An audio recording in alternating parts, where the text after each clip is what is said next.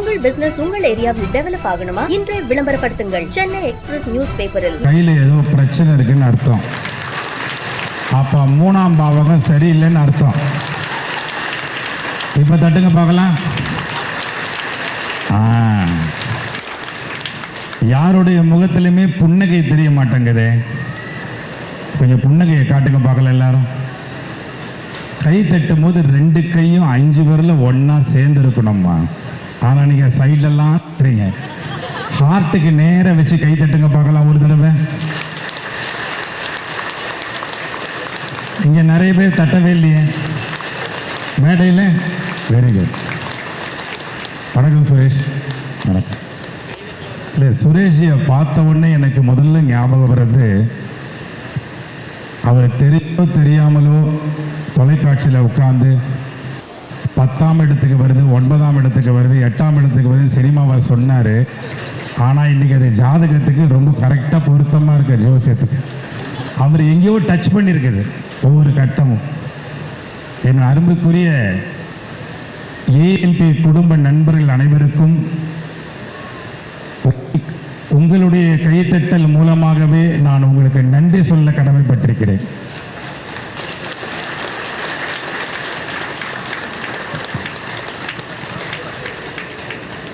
கடைசியாக போட்ட பாடல், இப்பொழுது போட்ட பாடல் வந்து நன்றி பாவத்தோடு வந்துச்சு.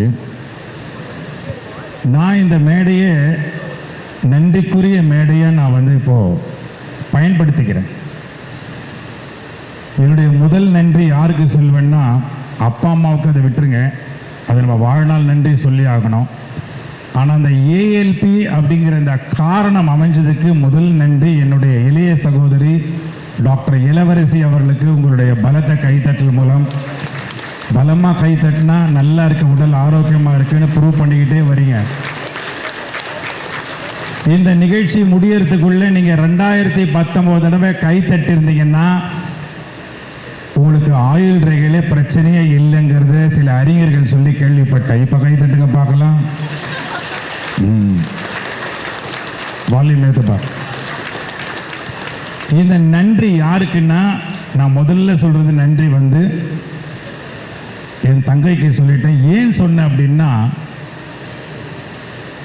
இன்றைக்கி நான் வந்து மேடையில் நிற்கிறேன் அப்படின்னா, என்னை பற்றி அறிமுகப்படுத்தும் போது என் நண்பர் சொன்னார், நடிகர் தாமு மாணவர் தலை, அதெல்லாம் வேறு. ஆனால் இங்கே நான் ஒரு மாணவனாக அவங்க முன்னாடி நிற்கிறேங்கிறது தான் எனக்கு மிகப்பெரிய பெருமை.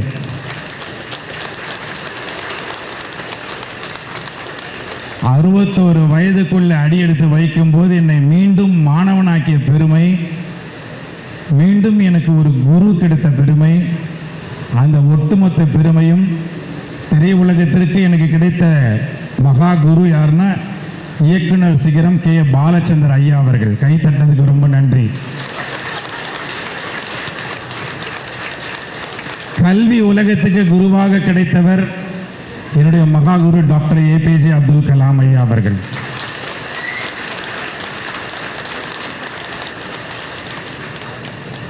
அதுக்கு அடுத்தபடியா ஒட்டுமொத்த வாழ்க்கையும் கட்டம் கட்டியாச்சுரா தம்பி, கட்ட பஞ்சாயத்து நடக்குதுரா தம்பி,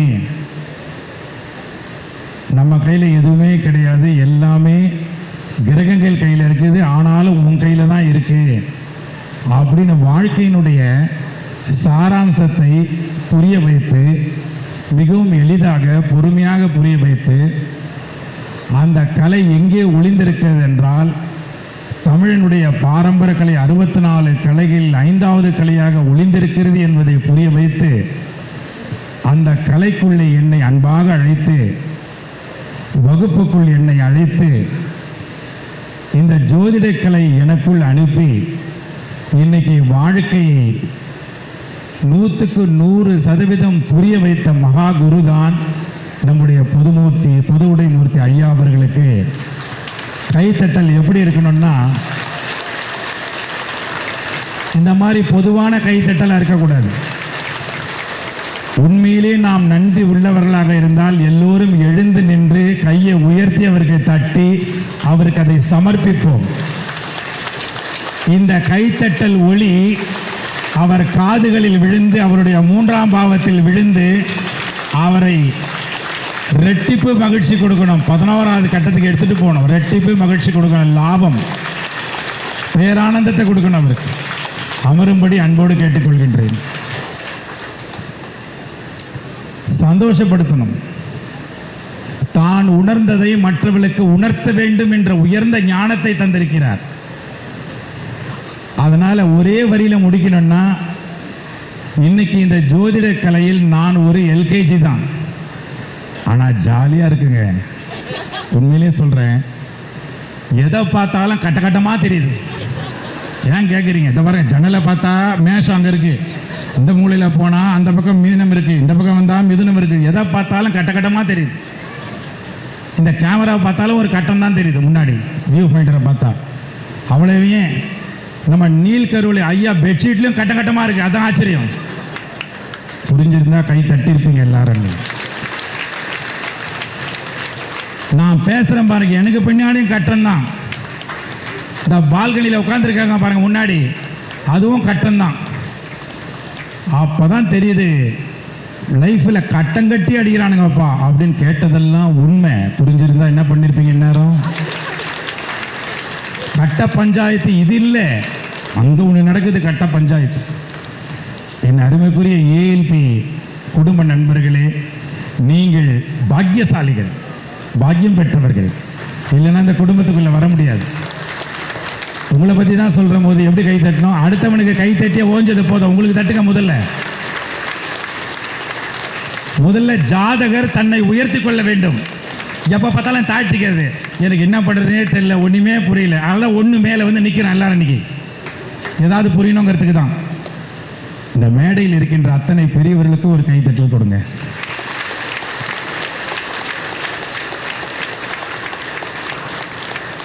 ஏன்னா நான் ரொம்ப சாதாரணமாக நினச்சிட்டேன். பின்னாடி இருக்கிறவங்க அவ்வளோ பேரையும் முதல்ல சந்திக்கும் போது ஏதோ என்னோட ரசிகைகள் மாதிரி தான் ஃபோட்டோலாம் எடுத்துக்கிட்டாங்க.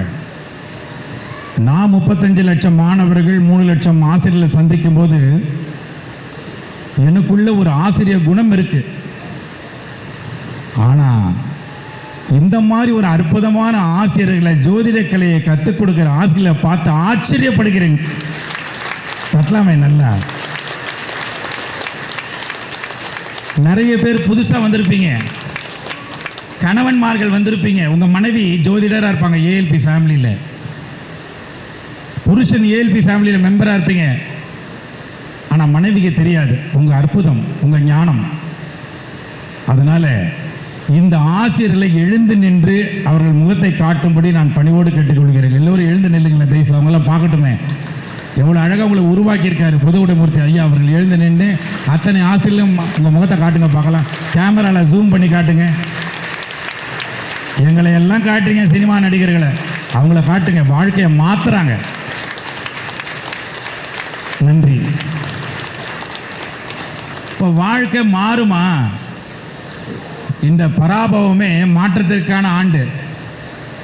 வாழ்க்கை மாறிடுமா? அப்போ எனக்கு பிரச்சனையாக இருக்கே, ப்ராப்ளமாக இருக்கே, எனக்கு சாதகமாகவே இல்லையே, பாதகமாக இருக்கே, மாறுமா? மாறணும்னு தான் எல்லாருக்கும் ஆசை. அது எப்படி மாறும்? எங்கெங்கேயும் போனால் மாறல, கடைசியாக போய் தான் பார்ப்போமே, ஒரு ஜாதகரை போய் பார்ப்போமே அப்படின்னு போனால் அவர் ஒரு சில விஷயங்கள்லாம் சொல்லுவாங்க. எப்பவுமே ஜாதகத்தில் சொல்லி பரிகாரம் எல்லாமே இருக்கும், பர்ஃபெக்டாக சொல்கிறாங்க. ஆனால் இங்கே மட்டும்தான் பாதகம் ஏன் வருதுன்னு தெரிஞ்சுக்கலாம், நமக்கு சாதகம் மாற்றலான்னு வந்தா. அதெல்லாம் ஒரு பக்கம் இருக்கட்டும் தம்பி, நீங்கள் முதல்ல வகுப்புக்கு வாங்க, உள்ளே வந்து உங்களை நீங்களே பாருங்கன்னு சொன்ன அந்த பக்குவம் இருக்கு பாருங்க, உண்மையிலேயே அதுக்கு ஒரு கைத்தட்டல் கொடுங்க, நன்றி சொல்லுங்க. அப்போவே அவர் உணர வச்சுட்டார், அவர் உணர்ந்தது. அதனால் நான் என்ன சொல்கிறேன்னா, தயவுசெய்து இந்த ஏஎல்பி ஃபேமிலியில் இருக்கிறவங்க திருப்பி திருப்பி உங்கள் கட்டத்தை நீங்கள் பார்த்துங்க, வேணான்னு சொல்ல. ஆனால் நீங்கள் உங்கள் வீட்டில் இருக்கிற அத்தனை மாணவர்களையும், உங்கள் வீட்டில் இருக்கிற அத்தனை பெரியவர்களையும், உறவினர்களையும் ஒன்றாக ஒரு நாள் சத்சங்கம் 3 வீட்டுக்கு வரவழைத்து, காரணத்தை சொல்லாதீங்க, வரவழைத்து அவர்களை எல்லோரையும் ஒரு நாள் ஏஎல்பி வகுப்பில் உட்கார வைக்கும்படி பணிவோடு கேட்டுக்கொள்கிறேன். பிடிச்சிருந்தா இந்நேரம் என்ன பண்ணியிருப்பீங்க நான் சொல்கிறது? எஸ், எவ்வளோ விழிப்புணர்வுங்க. காரணங்கள் இல்லாமல் காரியங்கள் கிடையாது, காரியங்கள் இல்லாமல் காரணங்கள் கிடையாது. இன்னைக்கு ஒரு ஒரு தொண்டைக்கு ஒரு கட்டம் வச்சிருக்காங்க. என் தொண்டை நல்லா இருக்கு, நாளைக்கு ப்ரோக்ராம் பண்ண முடியல, தொண்டை அடைச்சிருச்சு அப்படின்னு ப்ரோக்ராம் போக முடியலையே அப்படின்னு வருத்தப்பட்டா, நீ ஏன் வருத்தப்பட்டங்கிறது காரணம் இருக்கு. எல்லாத்துக்கும் காரணத்தோடு இருக்கு. அப்போ இதுக்கு எப்படி வருத்தப்படுறது? வருத்தப்பட வேண்டிய அவசியமே இல்லாத போச்சு. அப்போ நம்ம ஒவ்வொரு நிமிஷமும் ஒவ்வொரு கட்டத்திலையும் எனர்ஜி விரயமாகாம, பணம் விரயமாகாம அங்கேயே இருந்து அந்த இடத்துல இருந்து இதை எப்படிடா பிரச்சனையை சவாலா மாற்றி ஜெயிக்கிறதுன்னு கற்றுக் கொடுத்தது பாருங்க. இந்த ஏஎல்பிக்கு எப்படிமா கைத்தட்ட போறீங்க எல்லாரும்? கட்டுங்கம்மா நல்லா. What a beautiful art. அதெல்லாம் 5வது கலையில் வச்சான் தமிழன். என்னுடைய சங்கல்பம் காலையில் ஹோமத்தில் நான் உட்காந்து சங்கல்பம் எடுக்கும்போது ஒரே ஒரு சங்கல்பம் தான், இறைவா நீ இருக்கிறாய், அதை நான் உணர்ந்தவன், உன்னோடு தினமும் பழகுபவன், நீ என் நண்பன் இறைவா, நீ பரம மித்திரன் எனக்கு. நான் கேட்பது ஒன்னே ஒன்றுதான், இந்த ஏஎல்பி ஒரு பல்கலைக்கழகமாக்கு, மக்களை போய் சேரட்டும் உலகம் பூரா. அது நடக்கும். எப்படி நடக்கும்? எனக்கு தான் 6, 8, 10, 12 இல்லையே, எல்லாத்தையும் அழிச்சிட்டேன். அது என் கண்ணிலேயே படமாட்டேங்குது. அப்படியா? படுமா படாதா? சத்தமாக சொல்லுங்க. எஸ்கேப் ஆகுமா? 6, 8, 10 போயிடு அப்படின்னா போயிடுமா? போவாதுன்னா கை தட்டுங்க, போயிடும்னா கை தட்டாதீங்க. போவாது. அப்போ போகாதுன்னா நம்ம எப்படி இருக்கணும்? அங்கேயே இருக்கணுமா எஸ்கேப் ஆகணுமா? அங்கேயே இருக்கணுமா எஸ்கேப் ஆகணுமாம்மா? அங்கேயே இருந்து இதுக்கு என்னடா பண்ணுறது, இதில் சூட்சுமம் என்னடா, நம்ம குரு என்ன சொல்லி கொடுத்தாருன்னு பார்த்தா என்ன அழகாக அதை சேஞ்ச் பண்ணக்கூடிய ஒரு ஃபார்முலா கொடுத்துருக்காரு. அந்த ஃபார்முலாவை நாம் எடுத்து சொன்னால் புரியாது. அதுக்கு இத்தனை ஆசிரியர்கள் ஒரு வாரமும் ஒரு நாளும் தனித்தனியாக என்ன அழகாக கற்றுக் கொடுக்குறாங்க. கைத்தட்டுங்க மறுபடியும். Beautiful teachers. ஆசிரியர் கலை என்பது சொல்லிக் கொடுத்து வர்றதில்லம்மா, அது ஒரு பெரிய நோபல் ப்ரொஃபஷன் ஆசிரியர் கலை. அதனால தான் a teacher teaches not for income, a teacher teaches not for income, a teacher teaches for அவுட்கம்னு சொல்றாரு. அவுட்கமே மாணவன் தானே. அதே சமயத்தில் a teacher teaches not from the book, ஜோதிட புத்தகத்திலிருந்து இங்கே எடுக்கல. A teacher teaches not from the book, a teacher teaches from the ஹார்ட்னு சொல்றாரு டாக்டர் கலாம். இதயத்திலிருந்து எடுக்கிறாங்க 3ஆம் பாவம். What a great. ரொம்ப ஆச்சரியமா இருக்கு. நான் ரொம்ப பெருமைப்படுறேன்.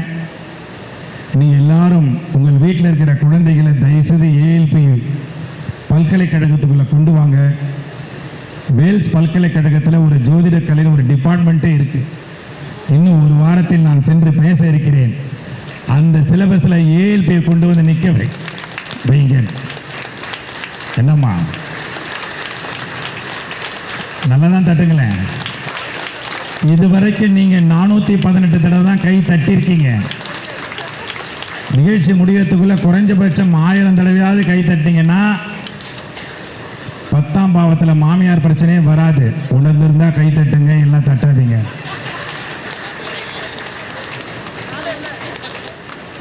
ரொம்ப பெருமையாக இருக்குது. காலையில் கூட என் மனைவி கிட்ட இந்த மாதிரி நான் ஹோமத்துக்கு போகிறேன்னு சொல்லிட்டு போனேன். நல்லபடியாக தான் வழி அனுப்புவான் தான் பார்த்தேன். போங்க போங்க. வந்தேன், உட்கார்ந்தேன், பின்னாடி அந்த சேரில் தான் உட்கார்ந்தேன். குருநாதர் வந்தார். என்ன மேஜிக் நடந்ததோ தெரியல. திடீர்னு பார்த்தோன்னா ஹோமத்துக்கு முன்னாடி இன்னமும் ஹோமத்துக்கு சிறப்பு விருந்தினராக வந்த மாதிரி உட்கார வச்சிருச்சு. அது எந்த கட்டத்தில் இருக்குன்னு எனக்கு தெரியாது. ஆனால் முன்னாடி உட்கார்ந்த அந்த ஹோமத்துக்கு அதிபதி மாதிரி உட்கார்ந்தேன். எவ்வளோ பெரிய பாக்கியம் இல்லை. எப்படி அந்த பாக்கியம் கிடைச்சதுன்னு பார்த்தா, காலையில் எங்கள் அப்பா கிட்ட ஆசீர்வாதம் வாங்கிட்டு அவர் கையால் ஒரு 100 ரூபாயை வாங்கிட்டு தான் வந்தேன். அப்போ தான் புரியுது, அப்பாவுடைய அருள் பேருள் இருந்தால் அது உண்மையிலேயே பாக்கியத்தை அருளி கொடுக்கிறது என்பதை இன்னைக்கு காலையில் கண்டுபிடிச்சேங்க. காலையில் கண்டுபிடிச்சேன். அப்போ உறவு முறைகள் நம்முடைய ஜாதகத்தில் ஜோதிடத்தில் உறவு முறைகளுக்கு எவ்வளோ இம்பார்ட்டன்ஸ், எவ்வளோ முக்கியத்துவம் கொடுத்துருக்காங்க. சின்ன சின்ன விஷயத்தெல்லாம் சண்டை போட்டுக்கிறோம். ஆனால் ஒன்றுங்க, என்னுடைய மனைவி மாதிரி 7ஆம் கட்டம் யாருக்குமே அமையாது. பொறாமையில் பிடிச்சிருக்கீங்க, இல்லைன்னா கை தட்டிருப்பீங்க எல்லாரும். யாருக்கும் அமையாது. ஏன்னா என் ஒய்ஃபு தான் எல்லாம் பாப்பா. வீடு பெருக்கிறது அவ தான் பாப்பா, துணி துவைக்கிறது அவ தான் பாப்பா, ஒட்டடை வைக்கிறது அவ தான் பாப்பா, பெருக்கிறது அவ தான் பாப்பா, சமையல் அவ தான் பாப்பா. அவ பாப்பா செய்யறதெல்லாம் நான் தான்.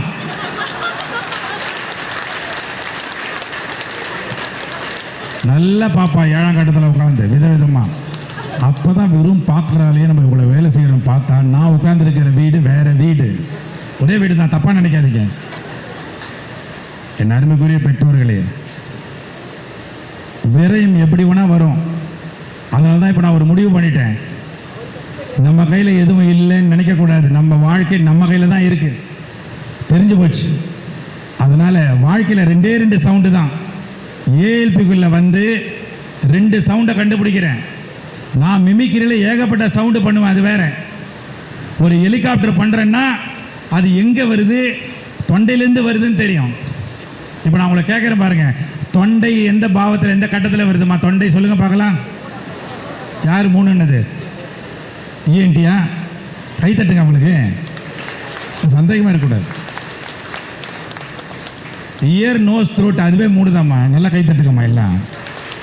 இந்த மாதிரி மெடிக்கல் மேட்டரை யாராவது சொல்ல முடியுமா? அது ஜாதகம் சொல்ல வைக்கிது பாருங்க, எவ்வளோ அழகா. நேற்று ஒரு டாக்டர் பேசுகிறாரு, அவருக்கு ஜோதிட கலை தெரிஞ்ச டாக்டர். அவர் சொல்கிறாரு, எனக்கு ஈஸியாக இருக்குது இப்போ இந்த பேஷண்ட்டுக்கு ஆப்ரேஷன் எந்த டைமுக்கு பண்ணலாம், எப்போ தொடலாங்கிறது எனக்கு ஈஸியாக இருக்குதுன்னு சொல்கிறாருன்னா, அப்போ எவ்வளோ அழகாக கண்டுபிடிச்சி கொடுத்துட்டு போயிருக்காங்க இந்த முதியோர்கள்லாம். கை தட்டலாமே, தப்பு இல்லையே. சும்மா இதெல்லாம் மூட நம்பிக்கைகள் அப்படிலாம் சொல்லிலாம் யாரை தள்ளி போட்டுற முடியாது, கடந்து போயிட முடியாது. மூடப்பட்ட நம்பிக்கைகள் வேணால் சொல்லலாம், ஆனால் உள்ள ஒரு அறிவியலை கண்டுபிடிச்சோம், விஞ்ஞானம் இருக்குது உள்ள. ஸோ அதனால் 2 சவுண்டை கண்டுபிடிச்சேன். ஹெலிகாப்டர் ஈஸியாக பண்ணிடலாம், அது நீங்களே பண்ணலாம். அது ஒரு காரி துப்புற சவுண்ட்லேருந்து தான் எடுக்கும். அதுக்கு பேர் ASCII ஃப்ரீக்வன்சின்னு பேர். 3 குரல் தான். ஒரு பல குரலில் பேசுகிறோன்னா 3 குரல் தான். ஆராய்ச்சி. 1 பொய்யான பெண் குரல், ஷார்ப் நோட்டுன்னு சொல்லுவோம். ஹலோ, நல்லா இருக்கீங்களா, அவ்வளோதான். கை தட்டதுக்கு ரொம்ப நன்றி. இன்னொன்று பொய்யான ஆண் குரல், பேஸ். ஹலோ, நல்லா இருக்கீங்க, அது. 3வது ஹஸ்கி, ரகசியம் பேசுவோம்ல. என்னாச்சு, கட்டம் பார்த்துட்டியா? பார்த்தேன், எப்படி இருக்கு? மோசமாக இருக்கு. அப்படியா, சரி பண்ணிடலாம். எப்படி? 1 வருஷம் 1 மாதம் 10 நாள் பொறுத்துப்போம்.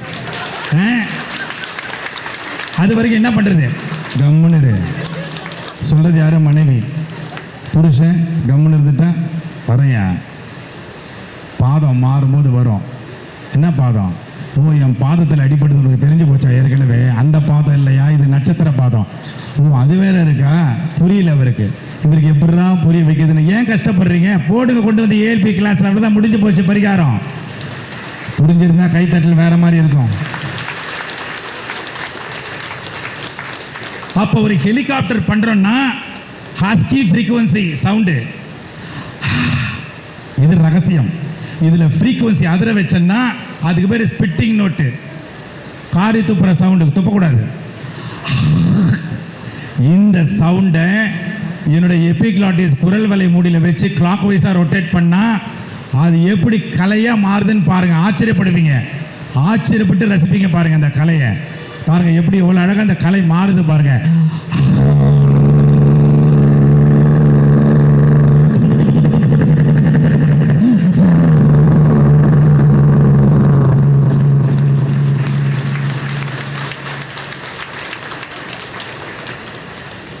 எத்தனை பேருக்கு ஆச்சரியமாக இருக்குது? கை தூக்குங்க. கை தூக்க முடியலன்னா உங்களுக்கு ப்ராப்ளம் எந்த கட்டத்தில் இருக்குது நீங்கள் தான் முடிவு பண்ணணும். ஒரு ஏரோப்ளைனை டேக் ஆஃப் பண்ணுறேன்னா 4 இன்ஜின் தேவை. 1 டாக்ஸி இன்ஜின், தரையில் போகணும் ஃப்ளைட்டு. 2வது டேக் ஆஃப் இன்ஜின். 3வது ஃப்ளையிங் இன்ஜின். 4வது லேண்டிங் இன்ஜின். 5 இன்ஜின், 4 இன்ஜின் தேவை. ஆனால் தாமு சார், ALP மாணவன் தாமு சார் ஏரோப்ளைனை வாயால் டேக் ஆஃப் பண்ணோன்னா 2ஆம் கட்டம் ஒழுங்காக இருக்கணும், வாய் ஒழுங்காக இருக்கணும். டேக் ஆஃப் பண்ணோம்னா 4 உறுப்பு முக்கியம். ஒன்று கல்லீரல். நிறைய பேருக்கு கல்லீரல் எங்கே இருக்குன்னே தெரியல. ஆனால் ஏஎல்பி மாணவர்களுக்கு கல்லீரல் எங்கே இருக்குன்னு தெரிஞ்சாகணும். நான் சொல்றது புரிஞ்சிருந்தா ஒத்துக்கிட்டு இருந்தா இந்நேரம். அப்போ எல்லாரும் கையை நீட்டுங்க பார்க்கலாம். எல்லாரும் இந்த இடத்துல கை வைங்க. கடைசி விழா எலும்புக்கு இங்கே வைங்க பார்க்கலாம். இப்போ சொல்லுங்க, இந்த பகுதி எத்தனாம் கட்டம்? நல்ல சத்தமாக சொல்ல. என்னமா வெக்கம்? 5 6 5 மேல் வயிறா? கல்லீரல் எங்கே இருக்கு? மேல் வயிறில். கைத்தட்டுங்க உங்களுக்கு. 500 வேலை செய்யுதுமா உழைப்பாளி. 500 வேலை செய்யுது இந்த உழைப்பாளி. இந்த உழைப்பாளர் தினத்துக்கு முதல்ல கல்லீரலுக்கு கைத்தட்டுங்க எல்லாரும். நான் உழைக்கிறேன். என்னுடைய உழைப்பு என்ன உழைப்பு? அது உழைக்குதுங்க உட்காந்துக்கிட்டு. அதை உழைக்க விடுறதில்லை. நைட்டில் தூங்குறதே கிடையாது. தூக்கம் போச்சுன்னா போச்சு கல்லீரல். இப்போ ஃப்ளைட்டை டேக் ஆஃப் பண்ணுறேன். எங்கள் முகம் அஷ்டகோணலுக்கு மாறும். டிவியில் காட்டிடாதீங்கப்பா, க்ளோஸ்அப் காட்டிடாதீங்க. எவ்வளோ கஷ்டப்பட்டு பண்ணுறேன்னு பாருங்கள். அதுக்கப்புறம் இந்த 2 சவுண்டை பண்ணுறேன். இந்த மிமிக்ரி பண்ணுறதுக்கு ஒவ்வொரு நாளும் பயிற்சி எடுக்கிறோம், சும்மா இல்லை. அப்போ தான் எங்கள் அப்பா சொன்னார், டே நீ இந்த கலையில் சாம்பியன் ஆகணும்னா 2 கிங் எடுத்து வெளியில் வைனார். 2 கிங் எடுத்து வெளியில் வச்சதுனால இந்த மிமிக்ரியில் இன்றைக்கி 5 சாம்பியனில் நான் ஒரு சாம்பியனாக ஜொலிக்கிறேன்னா அதுக்கு காரணம் அந்த 2 கிங் எடுத்து வெளியில் வச்சேன். எங்கள் அப்பா பேச்ச கேட்டேன். அது ஒரு பாக்கியம். அந்த 2 கிங் யாருன்னு அப்புறம் சொல்கிறேன். அந்த 2 சவுண்ட் என்னன்னு அப்புறம் சொல்கிறேன். இப்போ எப்படி ஏரோப்ளேன் டேக் ஆஃப் பண்ணுறேன்னு பாருங்கள்.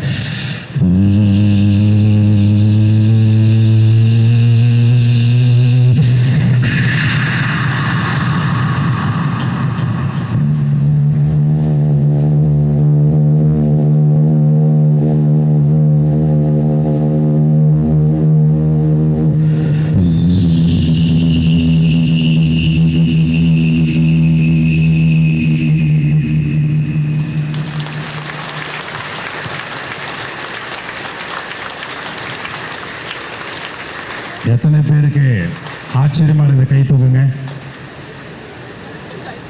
ஏன் ஆச்சரியமா இருக்கு சொல்லுங்க பார்க்கலாம்.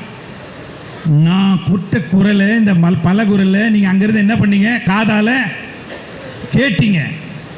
காது எத்தனாவது பாவம்? அப்போ கம்யூனிகேட் ஆச்சா இல்லையா? அப்போ கம்யூனிகேஷனுக்கு கைத்தட்டுங்க அம்மா. எவ்வளோ ஆரோக்கியமா இருக்கிறீங்க தெரியுமா அம்மா? உடல் உறுப்பு ஆரோக்கியமா இருக்குமா? கைத்தட்டுங்கம்மா. அந்த 2 கிங் யாரு சார்? சொல்லவே இல்லையே.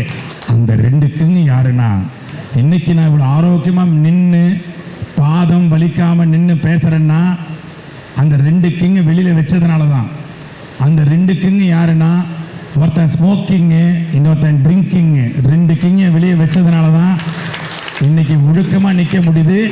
அந்த 2 கிங்கை வெளியே வச்சதுனால தான் எதிர்காலத்தில் இதே ஏஎல்பியில் ஒரு நாள் நானும் கிங்காக வந்து உங்கள் முன்னாடி நிற்பேன். ஏன்னா என் முன்னாடி இருக்கிற அத்தனை பேரை கிங்குங்க. இங்கே சாதாரண ஆள் கிடையாது. மேடையில் அத்தனை கிங், ஏஎல்பி கிங்.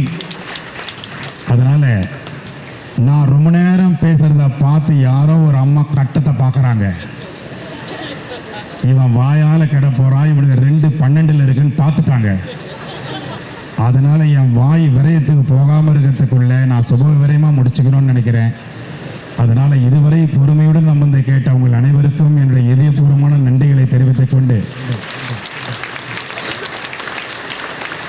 எனக்கு ஒரே ஒரு ஆசை. அவங்க பொதுமுடை ஊர்த்தி ஐயா அவர்களுடைய மனைவி, என் அன்பு சகோதரி, ஒரு நாள் கிளாஸ் எடுத்தாங்க. அது 5வது நாள் நினைக்கிறேன். அவங்க கிளாஸ் எடுக்கும்போது பெற்றோர்களை பற்றி எடுத்தாங்க. அந்த பெற்றோர்களை பற்றி அவங்க கிளாஸ் எடுக்கும்போது, கலாம் சார் இன்னைக்கு உயிரோடு இல்லாமல் போயிட்டாருன்னு நினச்சா, இருந்திருந்தாருன்னா அந்த வீடியோ அவருக்கு போட்டு காமிச்சதுன்னா அவர் வீடு தேடி வந்து பாராட்டியிருப்பார். அவ்வளோ அற்புதமாக அழகா பியூட்டிஃபுல் டீச்சர். எப்படி இவங்க அழகாக பேசுகிறான்னு பார்த்தா நிஜமாலுமே டீச்சரு. கை தட்டுங்கிறதுக்கு முதல்ல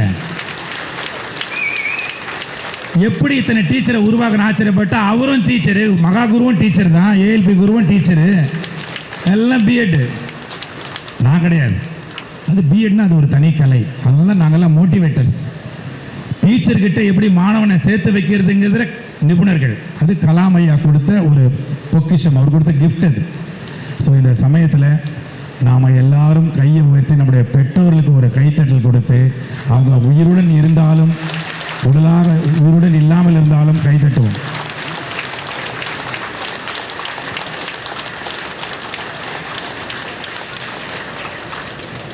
அதே சமயம் என்னுடைய பயணம் மாணவர்கள் நோக்கி பயணமாக இருக்கிறதுனால இன்னும் 15 லட்சம் மாணவர்கள் நான் சந்திக்கணும். நான் உங்ககிட்ட இப்போ கையேந்தி நிற்கிறேன். எதுக்குன்னா, நீங்கள் உங்கள் குலதெய்வத்துக்கிட்ட போவீங்க, இஷ்ட தெய்வத்துக்கிட்ட போவீங்க. போகும்போது எங்கள் குடும்பத்தில் தாமு சார் வந்துட்டார், அவர் 50 லட்சம் மாணவர்களை சந்திக்கணுமா, 35 லட்சம் மாணவர்களை சந்தித்து முடிச்சிட்டாரு.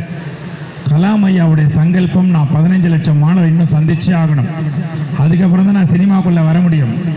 சினிமாக்குள்ளே வந்தால் தான் எனக்கு வருமானம், சினிமாக்குள்ளே வந்தால் தான் என்னுடைய பொருளாதார வளர்ச்சி. அதனால் அக்ஷய லக்ன பத்ததியில் அக்ஷயம் வளர்ந்து கொண்டே வருகிறது. இந்த நம்பிக்கையில் இருக்கும் பொழுது நீங்கள் ப்ரேயர் பண்ணால், ஏஎல்பி ஃபேமிலி கூட்டு பிரார்த்தனை பண்ணீங்கன்னா, யாருக்காகனா எனக்காக தான் சொல்கிறேன். நீங்கள் அந்த பட்டியலில், பிரார்த்தனை பட்டியலில் என்னை சேர்த்துக்கிட்டீங்கன்னா, உங்களுடைய பாவம், உங்களுடைய பலம், பிரார்த்தனை பலம் எவ்வளோ சிறந்தது என்பதை கண்டுபிடித்து விட்ட காரணத்தினால் நான் சொல்கிறேன், இனிமேல் 50 லட்சம் மாணவர்கள் நாங்கள் சீக்கிரம் முடிக்க வேண்டும் என்று நீங்கள் பிரார்த்தனை செய்யுமாறு உங்கள் அன்போடு கேட்டுக்கொள்கிறேன். இது என்னுடைய வேண்டுகோள். சொல்கிறேன்ல, எனக்காக கொஞ்சம் பிரார்த்தனை பண்ணிக்கப்பா அந்த மாதிரி. ஏன்னா கூட்டமாக இருக்கீங்க. இன்னொன்று, இது ஒரு தெய்வீக கூட்டம், டிவைன் ஃபேமிலி. மேலே இருக்கிறவங்களை சரி, கீழே இருக்கிற டிவைன் ஃபேமிலி. அதே சமயம் இந்த 2 பாடல்கள் கேட்டேன். இந்த 2 பாடல்களில் அக்ஷய லக்ன பத்ததியை கொண்டாடுவோம் என்ற வரி வந்தது. அந்த வரிக்காக ஒரு தடவை கை தட்டுங்க. கொண்டாடணும். தயவுசெய்து செலிப்ரேட் பண்ணுங்க. 6ல் இருந்தேன்னா 8ல் இருந்தேன்னா 10ல் இருந்தேன்னா 11ல் இருந்தா என்னப்பா, செலிப்ரேட் பண்ணுங்கப்பா. எதில் இருந்தால் என்னப்பா, இப்போ வேறு 10ஆம் வகுப்பு போர்டு எக்ஸாம். 10ஆம் வகுப்பு மாணவர்கள் வந்தாலே பயமுறுத்திடும் எல்லாம். நான் 10ஆம் கட்டத்தில் இருக்கிற மாதிரியே அதே புத்தி வருது எல்லாருக்கும். 12th வந்து அதை விட மோசம். தயவுசெய்து மாணவர்களை பயமுறுத்தாதீங்க ப்ளீஸ். உங்கள் வீட்டு குழந்தைகளை பயமுறுத்தாதீங்க. தேர்வை கொண்டாட வைங்க. அக்ஷய லக்ன பத்ததியை கொண்டாடுகின்ற பாவம் நம்மளுக்கு வந்துட்டாலே அவன் மாணவ செல்வங்கள் தேர்வை கொண்டாட வைக்கணும், செலிப்ரேட் பண்ணணும்னு நான் உங்ககிட்ட கேட்டுக்கிறேன். புரிஞ்சிருந்தா கை தட்டிருப்பீங்க எல்லாரும். வால்யூம் ஏற்றுப்பா. ஸோ அதனால் நமக்கு ஆரோக்கியம் முக்கியம்.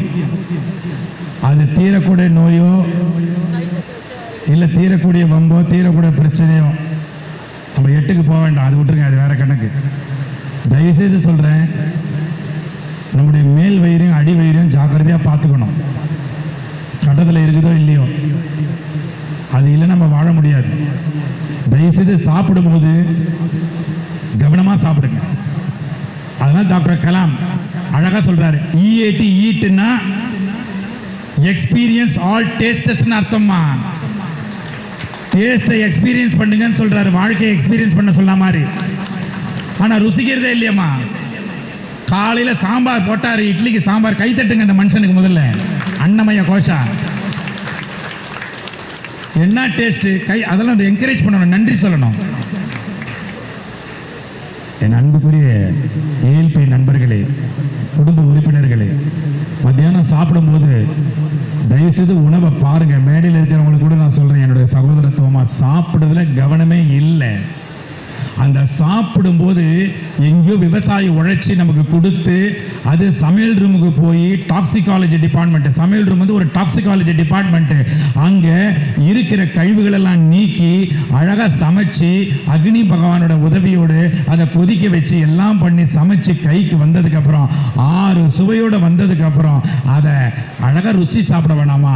அந்த டைமில் மொபைல் ஃபோனை கையில் வச்சுக்கிட்டு இதை மிஸ் பண்ணுறீங்களே.